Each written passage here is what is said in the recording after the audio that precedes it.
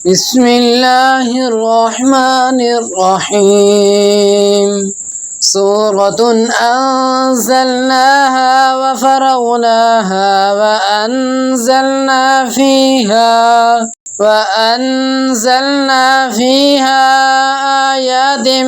بينات لعلكم تذكرون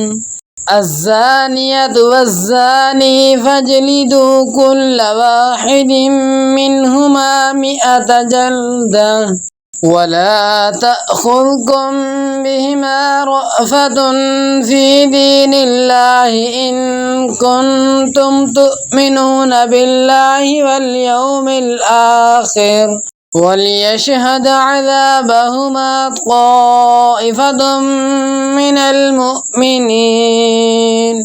الزاني لا ينكح إلا زانية أو مشركة والزانية لا ينكحها إلا زان أو مشرك وحرم ذلك على المؤمنين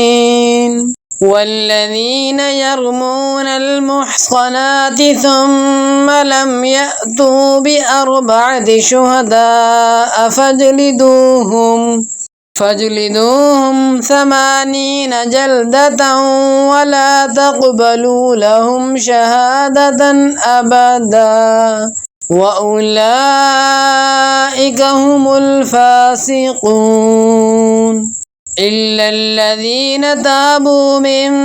بعد ذلك وأصلحوا فإن الله غفور رحيم والذين يرمون أزواجهم ولم يكن لهم شهداء إلا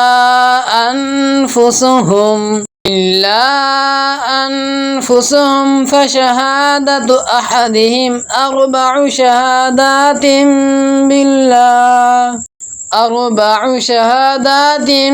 بالله إنه لمن الصادقين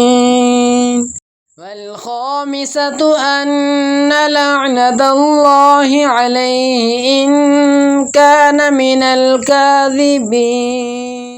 ويدرأ عنها العذاب أن تشهد 4